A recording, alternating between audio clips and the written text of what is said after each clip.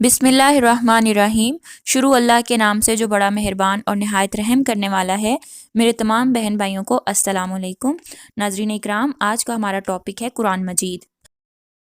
शरीयत की इस्तिलाह में कुरान के लग़वी मायने हैं पढ़ना। अल्लाह ताला की नाजिल करदा आसमानी किताबों में सबसे आखिरी किताब जो हुज़ूर अकरम सल्लल्लाहु अलैहि वसल्लम पर नाजिल की गई उसे कुरान मजीद कहते हैं। कुरान मजीद अल्लाह ताला की आखिरी किताब है। इसने तमाम पिछली आसमानी किताबों को मनसूख कर दिया। अब ता क़यामत सिर्फ कुरान पाक के अहकामात पर ही अमल होगा। हुज़ूर अकरम सल्लल्लाहु अलैहि वसल्लम का इरशाद है, तुम में सबसे बेहतर शख्स वो है जो कुरान सीखे और सिखाए। कुरान करीम के 55 नाम ऐसे हैं जो ख़ुद आयात कुरानिया से माखूज़ हैं। उनमें से चंद अस्माए मुबारका मंदरजा झैल हैं। नंबर 1 अल किताब यानी हकीकी किताब। नंबर 2 अल फुरकान यानी सच और झूठ में फ़र्क करने वाली। नंबर 3 अल बयान, इस किताब की हर तालीम वाज़िया है। नंबर 4 अल नूर यानी रोशनी और हिदायत दिखाने वाली। नंबर 5 असना यानी रूहानी शिफा और पैगाम मोहब्बत। अल इल्म, ये किताब सरापा इल्म व मार्फत है। से पहले लोहे महफूज में मकतूब था। इरशाद बारी ताला है, बल्कि ये बड़ी अज़मत वाला कुरान है जो लोहे महफूज में दर्ज है। फिर लैलतुल क़द्र में पूरा कुरान आसमान दुनिया पर नाजिल हुआ। इरशाद बारी ताला है, रमज़ान वो महीना है जिसमें कुरान नाजिल किया गया। सल्लल्लाहु अलैहि वसल्लम की उम्र मुबारक 40 बरस थी।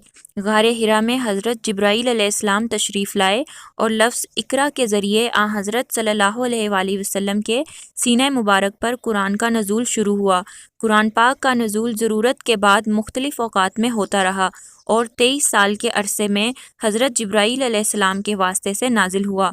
आम तौर पर 3-3 या 4-4 आयतें नाजिल होती, बाज़ औक़ात पूरी सूरत भी नाजिल हो जाती।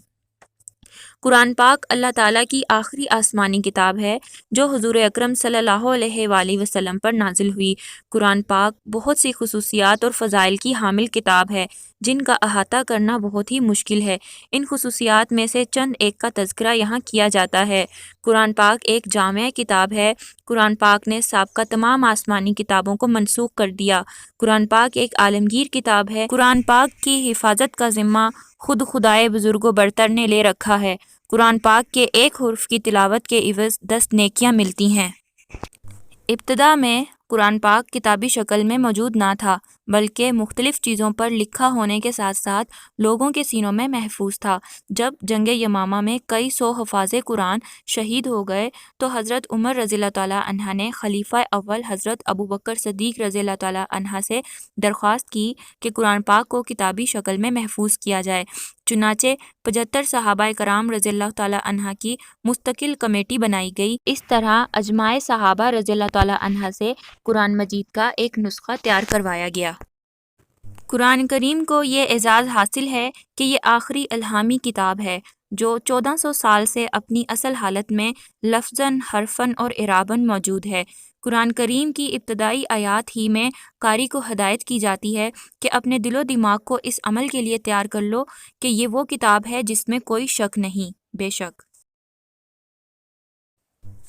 हज़रत उस्मान गनी रज़ियल्लाहु तआला अन्हा के दौर में कुरान पाक का जो नुस्खा तैयार करवाया गया उसे मुसहिफ़ इमाम कहते हैं।